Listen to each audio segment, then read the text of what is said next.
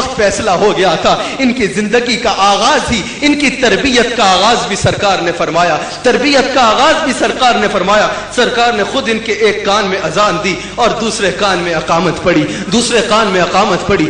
اور پھر جب آپ کے حقیقے کی باری آئی, جب حضرت امام علی مقام کا حقیقہ ہونا تھا تو وہ بھی کسی اور نے نہیں کیا, سرکار نے اپنے دست حد سے 2 دمبے ذبح کیے حضرت امام علی مقام کے حقیقے کے لیے. اب جب نام حسین کیسے رکھا گیا, پھر اللہ کے حکم سے, اللہ کریم کی مرضی سے ان کا نام حسین رکھا گیا, اللہ کریم کے حکم سے. ناظرین اکرام, حضرت امام کے ساتھ حضرت رسول اللہ کی محبت کسی سے چھپی ہوئی نہیں ہے, کسی سے چھپی ہوئی نہیں ہے. ہر قدم پہ سرکار نے محبت کا اظہار فرمایا. لیکن سرکار جب بھی حضرت امام علی مقام کو چوما کرتے اکثر گردن پہ بوسہ دیا کرتے, گردن پہ بوسہ دیا کرتے اور بار بار بوسہ دیا کرتے, بار بار بوسہ دیا کرتے. ناظرین, سرکار نے ایک دفعہ حجر اسود کو چوما تھا, آج تک مخلوق اس کو چوم رہی ہے. نہ صرف آج تک چوم رہی ہے بلکہ قیامت تک چومتی رہے گی. کیوں چومتی رہے گی؟ جنت سے آیا تھا ٹھیک ہے, لیکن فاروق اعظم نے اس کو چومنے سے پہلے بتا دیا تھا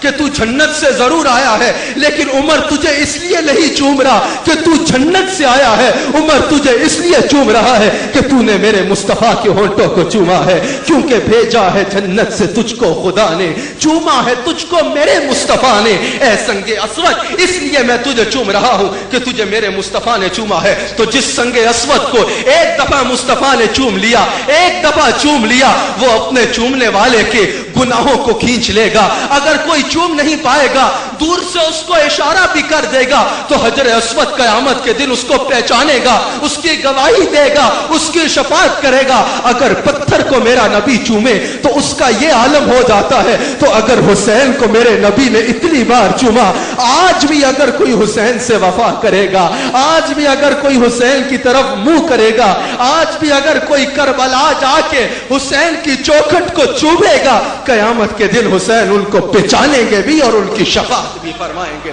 ان کی شفاعت بھی فرمائیں گے, ان کی شفاعت بھی فرمائیں گے. ہمیں محبت کے جہاں کئی انداز نظر آتے ہیں, وہاں ایک یہ بھی انداز نظر آتا ہے کہ حضرت حسنین کریمین سے سرکار محبت فرما رہے ہیں, اور ایک دفعہ فرماتے ہیں, کھیل رہے ہیں امام علی مقام حسنین, تو سرکار نے فرمایا چلو آج ذرا دونوں کشتی کرو, دیکھتے ہیں زیادہ اچھی کشتی تم میں سے کون کر لیتا ہے, دونوں کشتی کرو.